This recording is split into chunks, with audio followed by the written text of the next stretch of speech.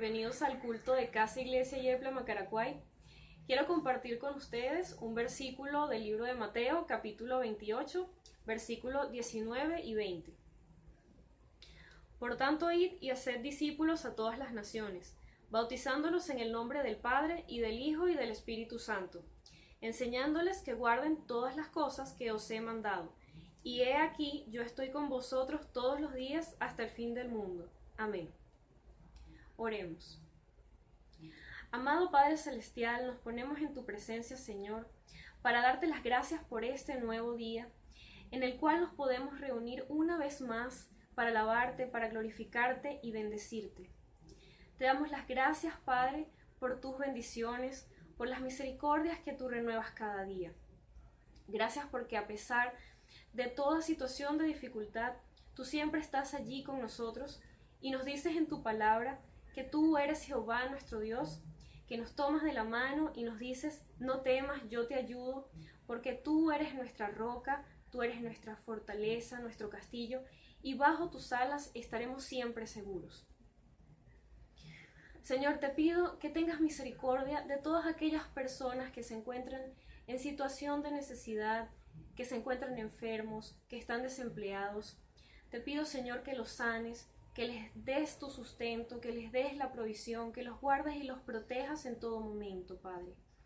Te pido así también, Señor, por cada uno de tus hijos. Llénanos de tu paz, llénanos de tu gozo, guíanos y permite que se cumpla ese propósito que tú tienes para cada uno de nosotros en nuestras vidas. Que tu voluntad se cumpla, porque tu voluntad es buena, es perfecta y es agradable, Señor. Llénanos de tu sabiduría, llénanos de tu entendimiento y danos ánimo para ir a llevar tu palabra a otros, para ir a predicarles a aquellos que aún no te conocen, para llevar tu palabra, Señor, a tiempo y a destiempo, hasta el último rincón de la tierra, y para que ellos te reciban en su corazón y reconozcan que tú eres su único y suficiente Señor y Salvador. Padre, perdónanos por cada una de nuestras faltas, de nuestras ofensas. Guárdanos y protégenos en nombre de Cristo Jesús. Amén. Dispongamos nuestra mente y nuestro corazón, hermanos, para recibir la palabra de Dios. Cuídense mucho. Dios los bendiga. Señor, no hay mayor gozo. Como dijo el salmista, Señor, es mejor estar un día en tus atrios que 1000 y no estar junto a ti. Por eso, Señor, queremos en esta hora disfrutar de tu presencia, disfrutar, Señor, de todo lo que tú tienes para nuestras vidas, Señor, solamente con tu palabra, y cuando tu voluntad, Señor, se cumple en nuestras vidas, no hay mayor deleite, Señor, sino estar contigo. Por eso en este momento, Señor, queremos disfrutar de este instante, solo a tu lado, Señor, solo en tu presencia.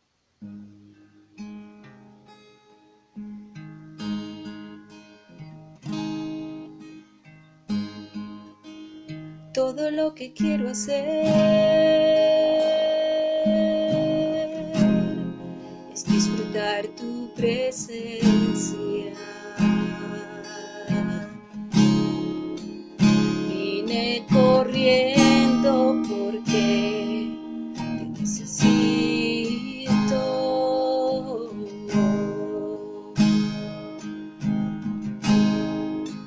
Cerrar mis ojos, quedarme tranquilo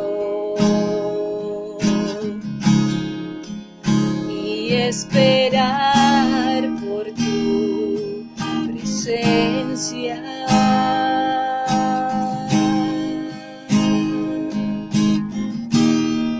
Es algo inexplicable lo que pasa entre tú y yo. Mente oye tu voz y comprendo tu voluntad, Señor. Estar contigo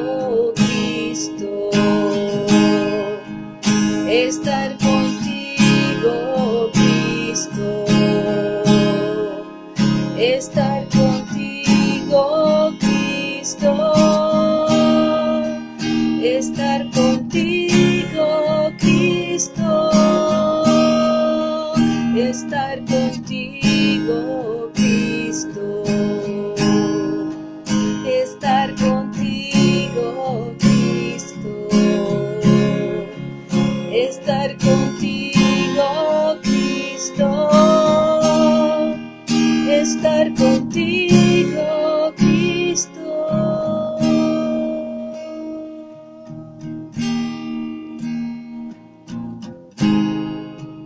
Todo lo que quiero hacer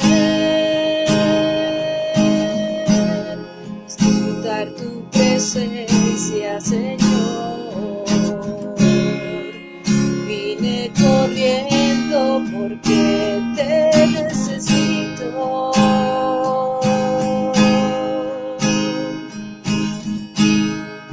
Cerrar mis ojos y quedarme tranquilo y esperar por tu presencia. Es algo inexplicable lo que pasa entre tú y yo. Mi mente oye tu voz y comprendo tu voluntad, Señor. Estar contigo, Cristo. Estar contigo, Cristo. Estar contigo, Cristo. Estar contigo, Cristo. Estar contigo, Cristo. Estar contigo, Cristo. Estar contigo, Cristo. Estar contigo, Cristo. Estar contigo.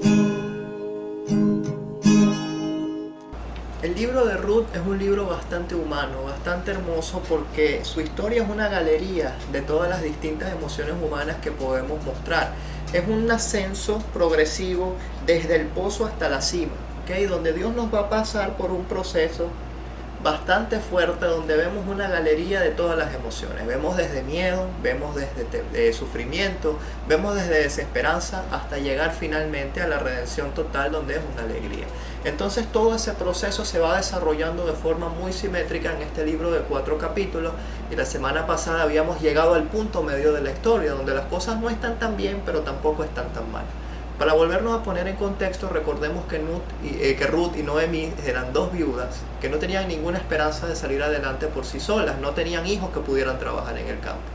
Pero había una ley en Israel que le permitía a los extranjeros y a los pobres recoger del suelo todo lo que sobrara de la cosecha, ¿okay? Tenían que dejar a propósito una pequeña parte para que los pobres trabajaran, siempre y cuando el dueño del campo pudiera. El dueño del campo que pudo y quiso otorgarle el permiso a Ruth es probablemente cuñado de Noemí, o ex cuñado, porque recordemos que Noemí es viuda, el hermano murió, ¿okay? Entonces él le permite ese derecho a Ruth, y él no nada más empieza cumpliendo la ley, sino que va muchísimo más allá. Él le dice a los otros criados, déjenle un poquito más de comida, la invita a comer y hace un conjunto de cosas que no eran de la ley, pero que son gracia. Y dijimos que eso es una representación de Jesús, que Jesús no nada más en nuestra vida viene a cumplir la ley, sino que nos da más de lo que nosotros merecemos. Entonces, en ese punto de la historia donde habíamos quedado, con una Ruth trabajando en el campo, donde le va muy bien, demasiado bien, y tiene suficiente sustento para ella y su familia, las cosas ya están estables, o al menos pueden vivir con eso y morir con eso. Pero Dios no se conforma, Dios va con más. Así que ahora viene la segunda mitad de la historia, que es emocionante, que es el ascenso desde la neutralidad hacia el sitio alto donde Dios quería poner y honrar a esta mujer. Porque Noemí sentía la obligación de cumplir con Ruth. Ella dice, bueno, esta mujer no tenía ninguna obligación conmigo, ella pudo irse feliz y quedarse en Moab con su familia, y ella decidió quedarse conmigo, que no tengo nada que ofrecer.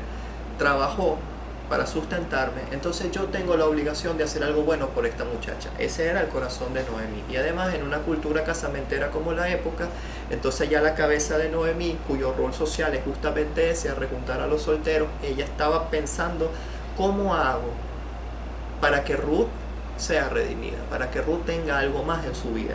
Entonces Noemí no puede acercarse directamente a Booz por dos razones fundamentales. Primero, porque la ley lo prohibía, y segundo, Booz es un caballero y no va a entrar en la vida de Ruth a menos que Ruth se lo pida. Un hombre de su edad, con su trayectoria, que la Biblia sugiere que era soltero o quizás era viudo también, eso es indiferente ante la ley, no le iba a acercarse a echarle los perros a una mujer tan joven. Entonces es importante ver que Booz entra en la vida de Ruth solo cuando Ruth le da permiso de acceder. Y de la misma manera Jesús es un caballero y no va a entrar a interferir en tu vida mientras tú no le des el permiso. Mientras tú no te rindas y digas, sí Señor, yo quiero que tú trabajes en esta área, yo te entrego este campo a ti, yo quiero que tú vengas y me redimas, yo me entrego total y absolutamente a ti. Entonces es interesante notar cómo Booz es una representación muy fidedigna de lo que es Jesús. Booz no viene a irrumpir y a meterse sin permiso en la vida de nadie, menos la de Ruth, porque la respeta y la ama. De la misma manera Jesús nos respeta las decisiones, incluso la decisión de no estar con Él. Y eso es algo bien difícil de entender, de digerir, pero Dios no obliga a nadie. Y Él va a entrar en tu vida y en las áreas de tu vida solo cuando tú expresamente le des el permiso. ¿Okay? Y Noemí entendía esto en el área entre Ruth y Booz. Y Noemí empieza a observar y dice, bueno, pasaron la cosecha, pasaron varios meses, probablemente entre abril o mayo hasta septiembre, octubre. Entonces Noemí observa callada, no dice nada. Observamos un salto en la historia. Ruth simplemente trabajó muy fielmente a lo largo de esos meses. Y ella se da cuenta que Booz se siente quizás un poco atraído, ¿okay? No por el físico, sino por el corazón de esta joven. Entonces Noemí empieza a maquinar un plan, porque ella realmente no tenía salida. Ruth no puede acercarse directamente si ella no entiende al no ser israelí. Entonces ella ahí necesita un empujón, una ayudadita. Y ahí es cuando empieza a actuar Noemí. Para entender bien el plan de Noemí es necesario considerar varios aspectos importantes en esa época. ¿Okay? Lo primero es el principio fundamental que Dios da, donde dice, yo Dios soy el dueño de la tierra y de la gente. Por esa razón, Dios al pueblo de Israel le dio 3 periodos de descanso. ¿Okay?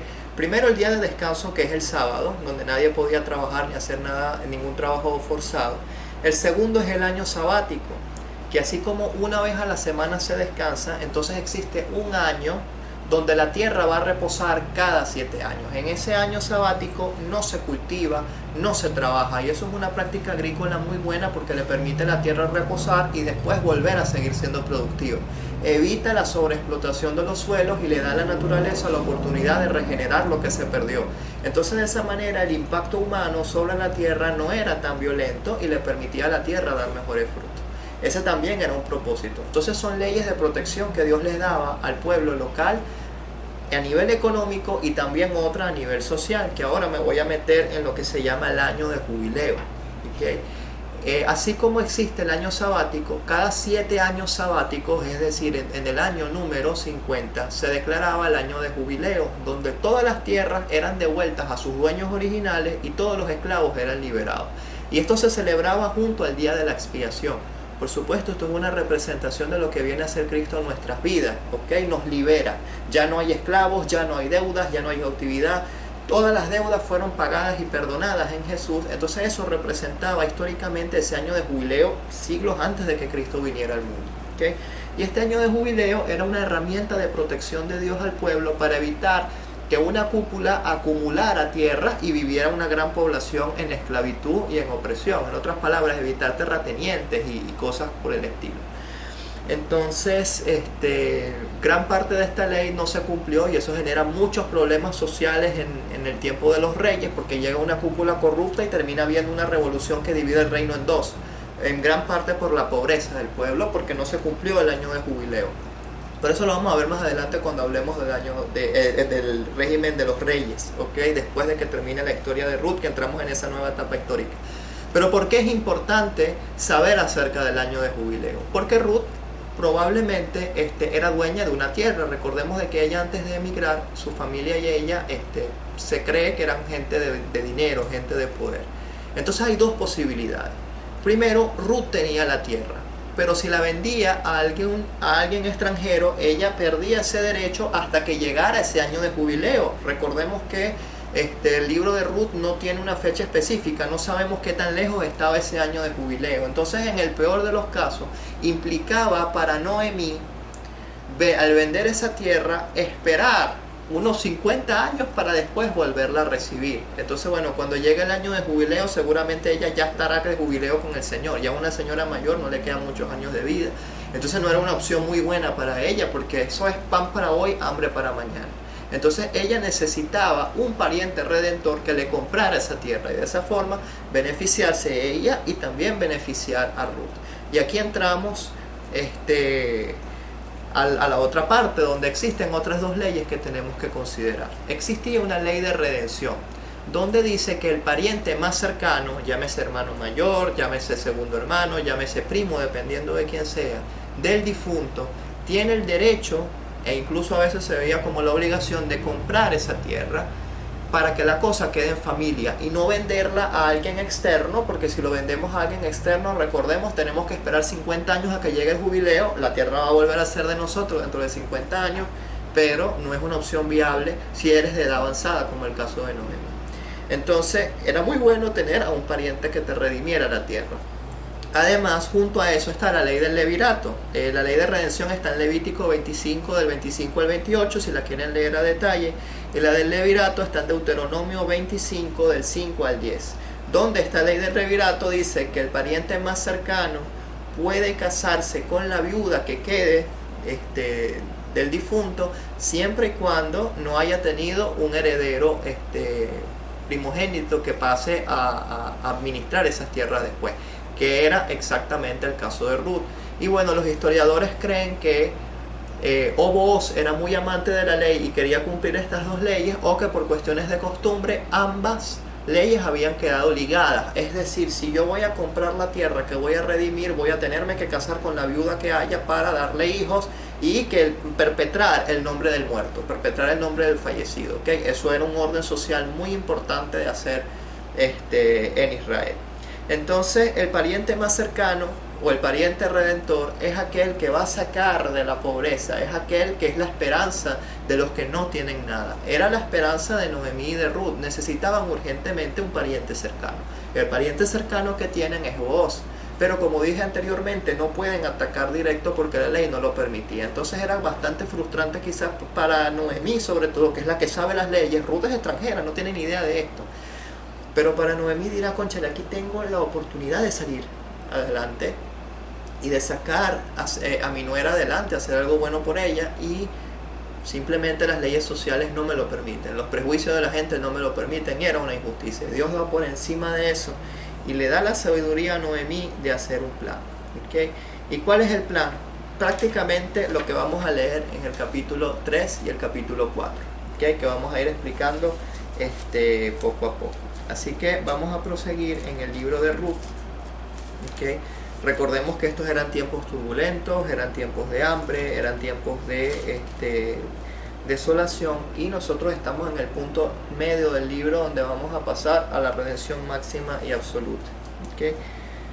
Así que después le dijo su suegra Noemí, después de que Ruth había llegado a la casa y había terminado el año de cosecha: hija mía, ¿no he de buscar hogar para ti, para que te vaya bien? ¿No es Booz nuestro pariente, con cuyas criadas tú has estado? He aquí que él avienta esta noche la parva de las cebadas. Aquí cuando dice que él va a aventar esta noche, eso era una costumbre en la época. Después de que se cosechaba, tenemos el grano, pero ese grano tiene paja asociada. Entonces hay que separar literalmente el trigo de la paja.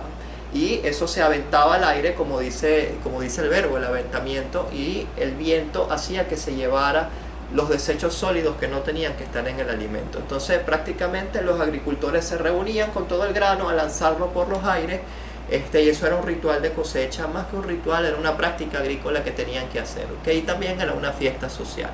Por eso era una oportunidad maravillosa, porque en plena fiesta Noemí le dice a Ruth: ahora es el momento donde tú vas a buscar esa redención. ¿ok?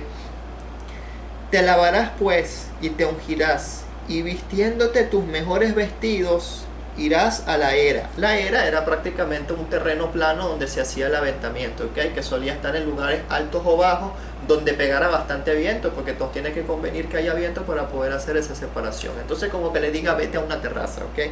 Vete a la terraza y no te darás a conocer al varón hasta que él haya acabado de comer y de beber. Y cuando él se acueste, notarás el lugar donde se acuesta, e irás, descubrirás sus pies y te acostarás allí. Y él te dirá lo que hayas de hacer. ¿Okay? Cuando escuchamos esto nos alarmamos y ya nuestra mente empieza a volar y a hacer mil escenarios, porque nos dice, bueno, que se meta al cuarto de un hombre solo, de noche, después de una fiesta, entonces ya nosotros asociamos y pensamos todo lo malo. Pero aquí la Biblia no habla de nada inmoral. Esto era una costumbre de la época donde la mujer se acostaba a los pies del hombre y era una solicitud de cobertura. Le está diciendo, yo estoy por debajo, tú estás por encima, necesito que me cubras. Y así es como nosotros debemos estar con Jesús, debemos estar a sus pies siempre. Entonces era una costumbre de la época, pero a vos le agrada porque con esa actitud prácticamente ella está diciendo, yo me sujeto plenamente a mi país, a este que es mi nueva Israel, yo me sujeto plenamente a sus leyes, me sujeto a sus costumbres, me sujeto a todo lo bueno, me sujeto a ti, ¿ok? Y quiero serte una esposa fiel. Entonces es una propuesta demasiado atrevida y directa la de Noemí, ¿okay? Que la manda a hacer a Ruth, pero dirigida por el Señor. Y además no tenían ninguna otra forma de acercarse, ¿okay? Pero tenía que ocurrir así, y fue bueno que ocurriera así porque así nos da una representación de lo que hace Cristo con nosotros. Lo que mencioné antes, Jesús no irrumpe en nuestras vidas, somos nosotros quienes tenemos que entrar y decirle, Señor, estoy a tus pies, quiero que entres y hagas cosas maravillosas conmigo y en mi vida. Eso es lo que Ruth en representación profética de la iglesia está haciendo con vos en representación profética de Cristo, que es su pariente más cercano, así como Jesús es nuestro pariente más cercano, que va a redimir nuestra propiedad, nuestra dignidad, nuestra economía, nuestro futuro, porque prácticamente lo que está haciendo vos es comprándole el futuro a Ruth y bendiciendo a Noemi también. Entonces, en el versículo 4, cuando él se acueste, notarás el lugar donde se acuesta, irás, descubrirás tus pies y te vas a acostar allí en sus pies, y él te dirá lo que hayas de hacer. Y ella respondió, haré todo lo que tú me mandes. Aquí Ruth pudo decirle, tú estás loca, ¿yo cómo voy a hacer eso? Porque ella capaz ni siquiera entendía las costumbres de la época. Entonces vemos a una Ruth dispuesta a obedecer sin titubeos, una Ruth fiel, leal, que confía en su suegra y confía en todo lo que ha vivido y confía en que Dios le va a dirigir en todos los pasos que está haciendo. Así que no es fácil tampoco para Ruth atreverse, porque ya quizá la pudieran haber acusado de cualquier cosa y la apedreaban viva porque era una prostituta, o a tú a saber qué cosas se hubieran inventado allí. Entonces, no es fácil ni para Ruth ni para Noemi, pero tenían que atravesar esa prueba. Descendió pues a la era e hizo todo lo que su suegra le había mandado, al pie de la letra, y cuando vos hubo comido y bebido y su corazón estuvo contento, ¿okay? Cuando dice que su corazón estuvo contento, lo único que significa es que la pasó muy bien con los amigos, ¿okay? Y el hebreo es bastante claro en eso, no significa que estaba borracho, ni que estaba feliz, ni que estaba prendido, nada de eso, simplemente él disfrutó la fiesta como hombre recto que es, ¿okay? Y se acuesta a dormir. Entonces ella vino calladamente y le descubrió los pies y se acostó. Y aconteció que a la medianoche se estremeció el hombre, se volvió y he aquí una mujer estaba acostada a sus pies. Entonces él le dijo, ¿quién eres? Y ella respondió, yo soy Ruth, tu sierva. Extiende el borde de tu capa sobre tu sierva por cuanto eres pariente cercano. Aquí prácticamente le está haciendo directa, le está diciendo, redímeme, yo quiero ser parte de ti. Yo quiero estar bajo tu cobertura, yo quiero estar bajo tu protección. Y esa es la actitud que nosotros como iglesia, como cristianos, como personas, tenemos que tener con nuestro Salvador. Acercarnos y pedirle su favor, porque Él no está obligado a salvarnos, Él no está obligado a darnos nada. Y aún así lo hace porque nos amó. De la misma manera vos podías decir, bueno, esta es una cualquiera, ¿no? Alguien que no tengo ninguna obligación con ella. Es una criada, llegó de Moab, nuera de mi excuñada, entonces es alguien muy lejano, así que vos no tenías ninguna obligación, ni legal, ni moral con ella. Pero aún así él ama la ley, la quiere cumplir y ve una oportunidad también para casarse con ella, porque también el libro sugiere que vos tenías su corazoncito, solo que Necesitaba un empujón porque, como dije antes, él no se le va a declarar a una mujer tan joven. Y él dijo: bendita seas tú de Jehová, hija mía, has hecho mejor que tu postrera bondad que la primera, no yendo en busca de los jóvenes, sean pobres o ricos. Lo que está diciendo es: tú no te dejaste llevar por lo que ves, tú te dejaste llevar por el corazón. Yo creo que Cristo nos dice eso, porque a veces vemos en Jesús a alguien lejano, a alguien que no tiene nada que ofrecer, y resulta que lo tiene todo. Quizás así era vos con Ruth. Vos lo tenía todo, pero Ruth pudo haberse perdido la mirada en otros lados, con los jóvenes, con lo que se veía por ahí, desviada por el mundo. Y aún así ella decide, bueno, irse con un viejo que aparentemente no tiene nada que ofrecer, pero le ofrece todo. Y yo creo que así es el Evangelio, donde vemos un Jesús de lejos que, oye, ¿y a mí qué me sirve creer? ¿De qué me sirve estar con Él? Y resulta que Él lo tiene todo.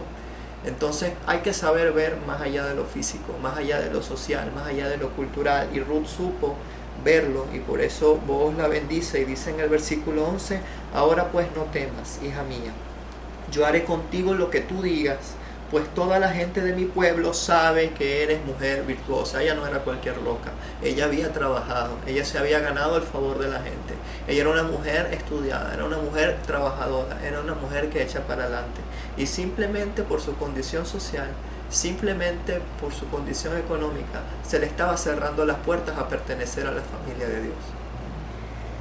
Y ahora, aunque es cierto que yo soy pariente cercano, con todo eso hay pariente más cercano que yo.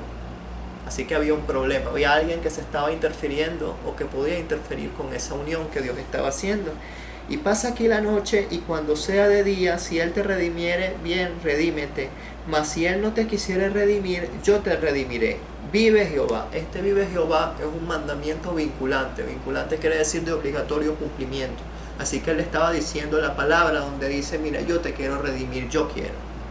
Pero hay alguien que se opone porque tiene más derecho que yo. Y yo necesito aclarar las cosas con esa persona. Si esa persona te quiere redimir, ni modo, pues quedas redimida por medio de él. Pero yo necesito cumplir la ley. Entonces vemos a un Booz muy sujeto a la ley. Vino a cumplirla perfectamente, exactamente lo que Jesús había hecho con nosotros. Y le dice: bueno, y si él no te quiere redimir, vengo y te redimo yo. Ahora, pasa aquí la noche, y cuando sea de día, si Él te redime, bien, redímate, y si no, yo te voy a redimir, te doy mi palabra. Y después de que durmió a sus pies hasta la mañana, se levantó antes que los hombres pudieran reconocerse unos a otros. Quiere decir cuando todavía era de madrugada amaneciendo, ¿ok? Porque Él dijo: no se sepa que vino mujer a la era. Y esto es una protección de Booz con Ruth, porque aunque era legítimo y ellos no hubieran hecho nada, la cabeza de la gente hubiera volado su imaginación y probablemente los hubieran acusado de cualquier cosa. O sea, que va a ser una mujer saliendo de la tienda de un hombre soltero en la mañana. Entonces, para proteger a Ruth y además no perjudicar lo que va a pasar a continuación, Booz cuida el testimonio de su esposa, la limpia, la tacha, no permite que nadie le haga daño. Y eso es exactamente el rol que tiene Jesús con nosotros. Guarda nuestra imagen, nuestro testimonio, nos redime, no permite que seamos maltratados. Entonces, después le dijo: quítate el manto que traes sobre ti y tenlo. Y teniéndolo ella, él midió 6 medidas de cebada y se las puso encima, y ella se fue a la ciudad. Esto no estaba en la ley. Esto simplemente no nada más le dijo: te voy a redimir, le da una prueba de eso, y le da 6 medidas de cebada, que son el doble de lo que Ruth había trabajado la última vez que se mencionó en el capítulo 2. Recordemos que ella hizo 3 medidas, ahora él le regala 6 porque ella hizo 3. Y eso es bíblico, el Señor lo dice siglos después: el que es fiel en lo poco, Dios en lo mucho le recompensará. ¿Okay? Y el que es fiel en lo poco y se mantiene en lo poco, Dios le va a confiar más. Entonces ahora Él le confía 6 medidas de trigo, y además eso representa la abundancia, representa la prosperidad, representa la gracia, representa lo bueno que va a venir ahora que has venido a mis pies. Asimismo, nosotros cuando venimos a los pies de Jesús, viene el grano, viene la bendición, y no es algo material nada más, porque todo un sustento material, y es importante, es necesario, pero también viene un sustento espiritual, un sustento emocional, una redención completa, la que vos vas a hacer con esta mujer, simplemente por ser ella, porque la amó. Así como nosotros no nos merecemos nada y Jesús nos ama porque sí. Y cuando llegó donde estaba su suegra, ésta le dijo: ¿qué hay, hija mía? ¿Qué pasó? Échame el cuento. Y le contó ella todo lo que con aquel varón le había acontecido, versículo 17. Y dijo: estas 6 medidas de cebada me dio, diciéndome, a fin de que no vayas a tu suegra con las manos vacías. Entonces Noemí dijo: espérate, hija mía, hasta que sepas cómo se resuelve el asunto, porque aquel hombre ciertamente no va a quedarse tranquilo hasta que no resuelva el asunto hoy, porque vos es un hombre diligente, es un hombre de palabra, es un hombre que se va a mover para cumplir la voluntad de Dios a pesar de la oposición de quien se quiera oponer. Entonces vamos al capítulo 4, donde ya nos habla el cierre de la historia, donde dice que Booz subió a la puerta y se sentó allí, y aquí que pasaba aquel pariente de quien Booz había hablado, el que era más cercano y tenía más derecho a redimir que él. Y él vino y se sentó, le dijo: epa, fulano, vente para acá. Entonces él tomó 10 varones de los ancianos que sirvieran como testigos para hacer las cosas rectas delante de Dios y de los hombres, ¿ok? Y le dijo: sentaos aquí, y ellos se sentaron. Luego dijo al pariente: Noemí, que ha vuelto del campo de Moab, vende una parte de las tierras que tuvo nuestro hermano Elimelech. Y aquí hay 2 probabilidades, ¿ok?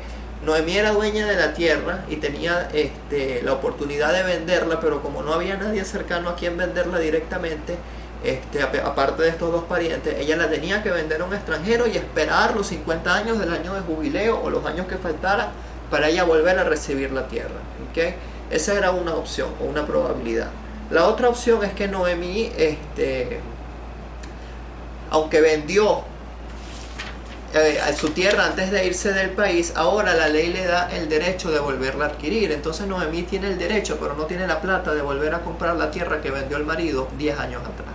Entonces en ese momento es cuando entra en juego Booz, y sea como sea, Noemí va a salir beneficiada porque la tierra se va a vender y se va a quedar en familia. Y esto es un negocio bastante jugoso para el pariente más cercano, porque como la cosa va a quedar en familia, no va a tener que devolverla en el año de jubileo, ¿okay? Entonces era lo mejor quizás para Noemí, en parte, aparte de esperar los 50 años, ¿okay? Si lo compra el pariente cercano, pero no era lo mejor para Ruth. Entonces así que el plan de Noemí tuvo su propósito. Entonces luego dijo al pariente: yo decidí hacértelo saber y decirte que compres en presencia de los que están aquí sentados y de los ancianos de mi pueblo esa tierra. Si tú quieres redimir, redime, y si no quieres redimir, házmelo saber para que yo lo sepa, porque no hay otro que redima sino tú y yo después de ti. Y ahí el hombre le dice: yo voy a redimir. Y uno dice: oye, qué problema, porque Booz se quería casar con Ruth, pero ahora quiere redimir la tierra. Inmediatamente le dice Booz: perfecto, el mismo día que compres la tierra de la mano de Noemí, también vas a tener que cumplir con la ley del levirato. Hay una viuda y vas a tener que responder por ella, vas a tener que casarte con ella y vas a tener que darle un hijo varón que herede la tierra. Entonces ahí respondió el pariente: ¿qué va? Yo con esta mujer no me caso, yo no la quiero, no puedo redimir para mí, no sea que dañe mi heredad. ¿Por qué? Porque si él se casaba con Ruth, iba a haber un conflicto familiar, porque quizás este hombre ya estaba casado, ya tenía hijos, ya tenía heredero, todo estaba organizado. Entonces ahora este cambio en su vida él no lo necesita, no lo quiere, así que lo que antes parecía un obstáculo, Dios lo utiliza, y ahí Booz dice: perfecto, no te quedas con Ruth, yo me quedo con ella, yo la amo y me quedo con ella y con la tierra para redimirla y bendecirla a ella, a su suegra y a todas las generaciones. Había ya desde hacía tiempo esta costumbre en Israel tocante a la redención y al contrato, que para la confirmación de cualquier negocio uno se quitaba un zapato y se lo daba a su compañero, y este servía de testimonio en Israel. Entonces el pariente le dijo a Booz: tómalo tú, y se quitó el zapato, ¿okay? Una costumbre que se hacía donde el zapato, por supuesto, es un símbolo de: aunque sea mi derecho, tómalo, yo me lo quito de los pies y te lo doy a ti, para que ahora tú te pongas este zapato, ¿ok? Ahorita tú vas a cargar con Ruth y tú vas a cargar con la tierra. Y que para Booz no era una carga, realmente era un privilegio y un placer hacerlo. Y Booz dijo a los ancianos y a todo el pueblo: ustedes son testigos hoy de que aquí no hay nada ilegal, nada inmoral, nada injusto. Hoy he adquirido de la mano de Noemí, bajo la correcta ley de Dios y de los hombres, todo lo que fue de Elimelech y todo lo que fue de Kelión y Mahlón. Recordemos que Elimelech era esposo de Noemí, ¿ok? Y que Mahlón y Kelión eran los 2 hijos que habían muerto en Moab. Entonces ahora vos vas a redimir esa propiedad. Y que también tomo por mi mujer a Ruth la Moabita, mujer de Mahlón, para restaurar el nombre del difunto sobre su heredad, para que el nombre del muerto no se borre de entre sus hermanos y de la puerta de su lugar. Ustedes son testigos hoy de lo que estamos haciendo. Y dijeron todos los del pueblo que estaban a la puerta con los ancianos, testigos somos, Jehová haga a esta mujer Ruth que entra en tu casa como a Raquel y a Lea, que sea una de nosotros, las cuales edificaron casa de Israel, y tú seas ilustre en Éfrata, es decir, de donde viene Belén, y seas de renombre en toda Belén. Y en efecto se cumplió, porque ellos nada más y nada menos dan paso al rey David, y el rey David siglo después da paso a Jesús. Entonces esta era una bendición profética, que aquella mujer que le negaban la entrada a la familia resultó ser mejor que todas las cercanas, resultó ser mejor que cualquier israelita. Y ahí muestra la redención y el amor de Dios a una mujer que, aunque no era como ellos, aunque no era de su país, aunque no era de su cultura, aunque no era de su linaje, demostró lo que todas las demás no pudieron demostrar. Y así debemos ser nosotros como iglesia ante nuestro esposo Jesús, que pagó un muy alto precio por nosotros sin tenerlo que pagar. ¿Okay? Y dice, y sea tu casa como la casa de Fares, el que Tamar dio luz a Judá, por la descendencia de esa joven te dé Jehová. Y nada más y nada menos les dio al mejor rey de Israel y al Mesías, esa mujer que nadie aceptó al inicio.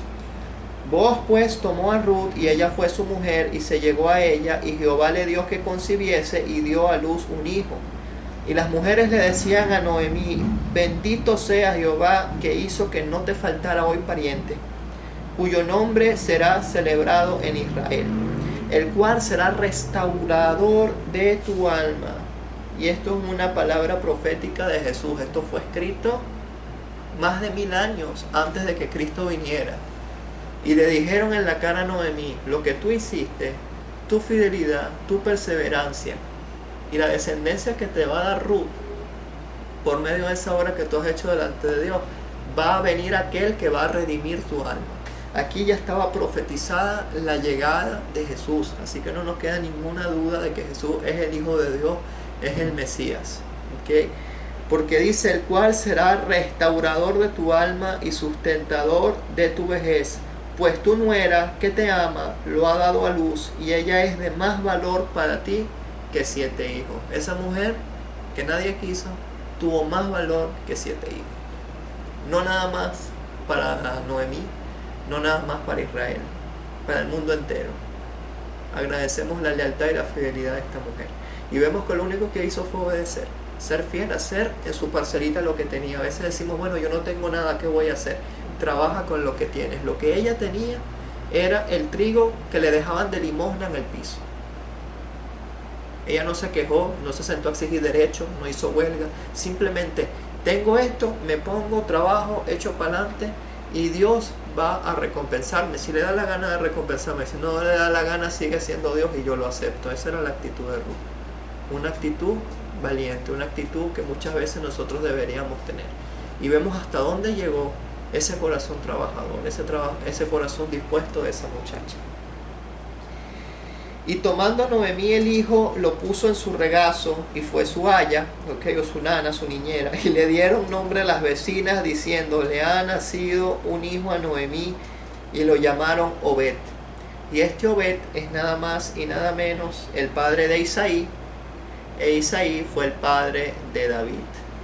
Entonces vemos una línea generacional donde de Ruth y Boaz viene Obed, viene Isaí, viene David, y de David humanamente va a venir Cristo unos cuantos siglos después.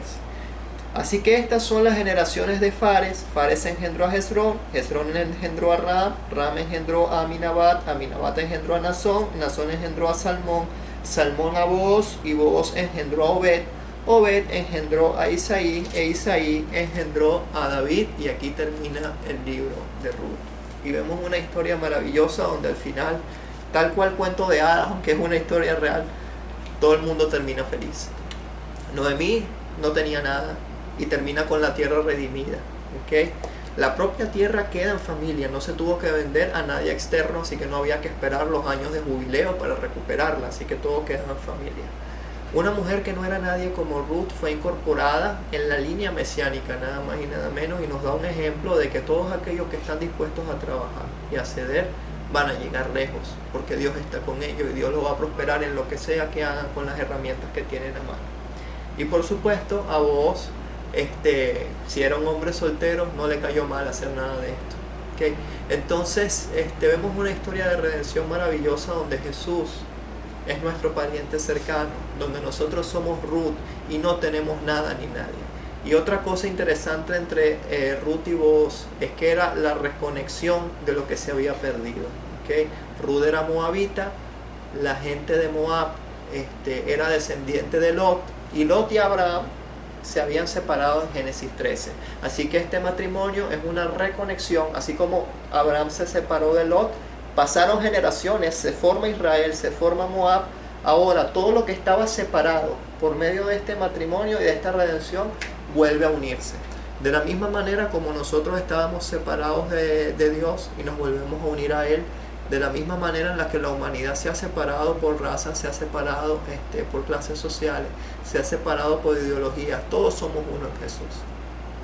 Entonces es un matrimonio de unidad, es un matrimonio que viene de Dios, es un matrimonio que representa las bodas del Cordero que va a tener Jesús con su iglesia en el futuro, y nos da esperanza, nos da ánimo de que no importa de dónde vengamos, no importa quiénes seamos, la salvación es para todo el mundo y tenemos derecho por medio de Jesús a entrar en su familia, a ser redimidos, y aunque no tengamos nada, lo pasamos a tener todo en un santiamén. Así que no olvidemos de que nuestra vida podrá ser hoy muy dura, pero quizás nos pase como Ruth, que vayamos del pozo a la cima cuando Dios lo permita, de la forma en la que Dios lo permita.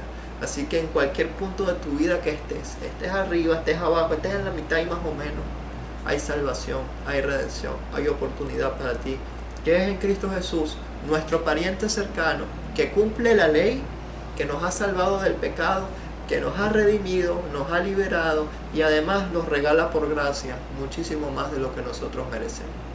Así que en la próxima oportunidad, una vez cerrada esta historia, retornamos a la última fase del régimen de los jueces, donde va a empezar a colapsar para darle cabida al reinado, que es una nueva etapa histórica en Israel que nos prepara para la llegada histórica de Jesús.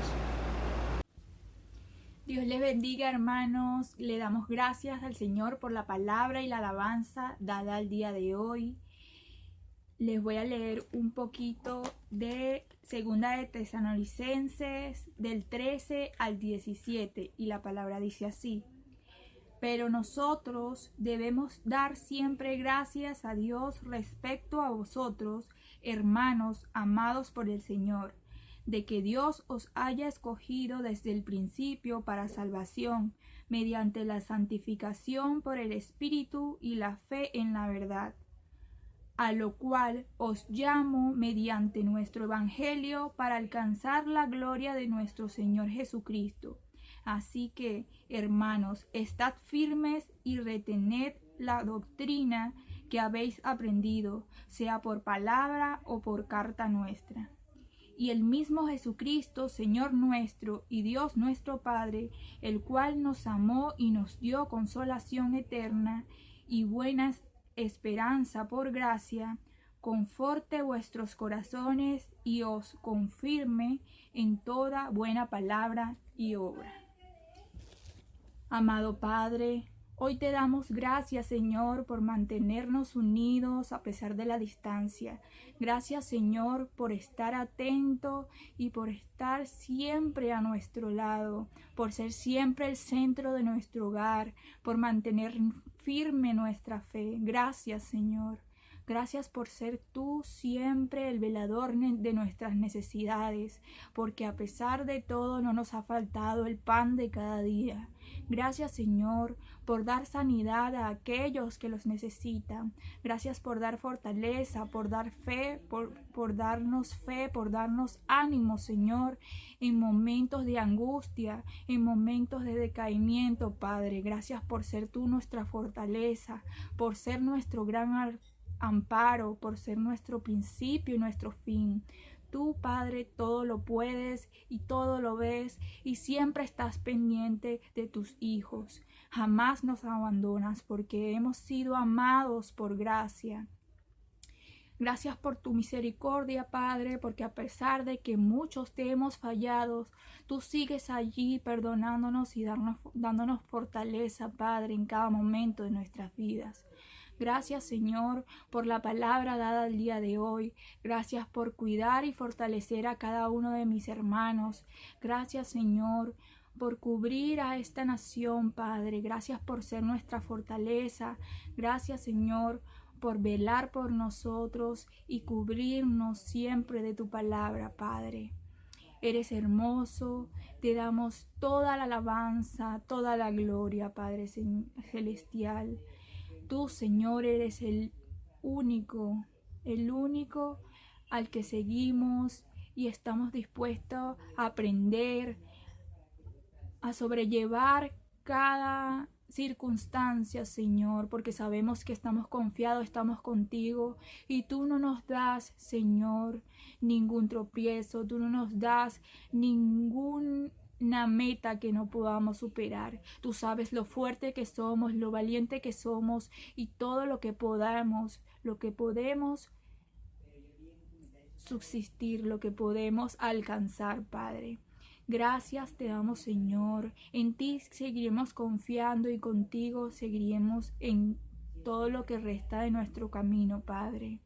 Oramos en tu nombre precioso para que cubras a esta nación y al mundo, Padre. Cubre a mis hermanos y cuídalos en cada momento, en cada paso que dan, en cada acción que tomen, Padre. Sé tú cubriendo sus corazones y alimentando su palabra, alimentando su espíritu, sanándolos tanto físico como espiritualmente, Padre. Oro en tu nombre precioso, amado Jesús, y en nombre del Padre, del Hijo y del Espíritu Santo. Amén, amén y amén. Dios los bendiga, hermanos. Cuídense y los quiero mucho.